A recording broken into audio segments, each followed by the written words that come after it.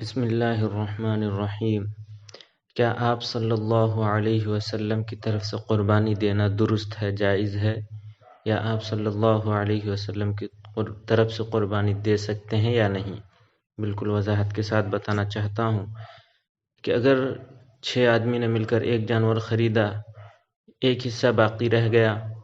یا مکمل ایک جانور آپ صلی اللہ علیہ وسلم کی طرف سے کوئی قربانی دینا چاہتا ہے، جس طرح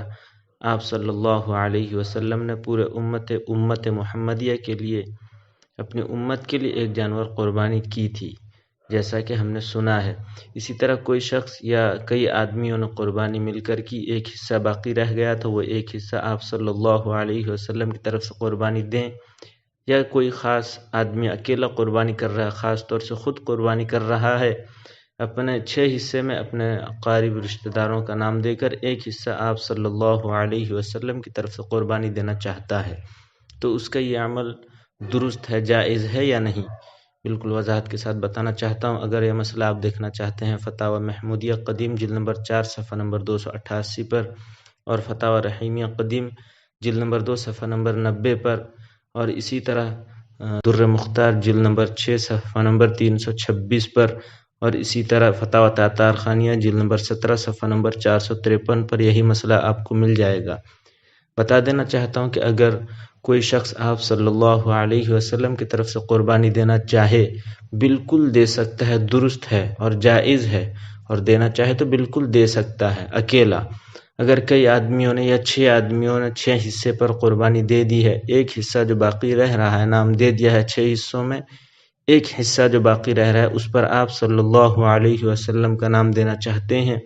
تو بالکل آپ صلی اللہ علیہ وسلم کی طرف سے قربانی دے سکتے ہیں، بالکل شرعاً جائز اور درست ہے۔ اور ایسا اگر کوئی کرنا چاہتا ہے کہ آپ صلی اللہ علیہ وسلم اور ان کے اہل خانہ کی طرف سے بھی قربانی دینا چاہے، بالکل دے سکتا ہے۔ صحابہ اکرام کی طرف سے قربانی دینا چاہے، بالکل دے سکتا ہے۔ اس کی طرف سے تو ایک حصہ ادا ہو جائے گی، باقی جو رہ جائے گا 6 حصہ، ان میں جس کا نام چاہے وہ دے سکتا ہے۔ آپ صلی اللہ علیہ وسلم کا بھی نام دے سکتا ہے، اور پورے امت محمدیہ کا بھی نام دے سکتا ہے، اور جس کا بھی نام چاہے وہ دے سکتا ہے، اور تماموں کی طرف سے قربانی ہو جائے گی۔ اللہ تبارک و تعالی ہم سب کو کہنے سننے سے زیادہ عمل کی توفیق عطا فرمائے، اور ہمارے محسن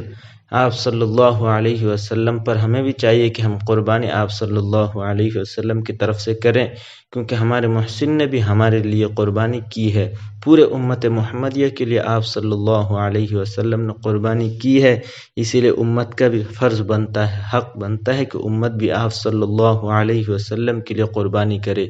اللہ تبارک و تعالی ہم سب کو کہنے سننے سے زیادہ عمل کی توفیق عطا فرمائے۔ وما علینا الا البلاغ۔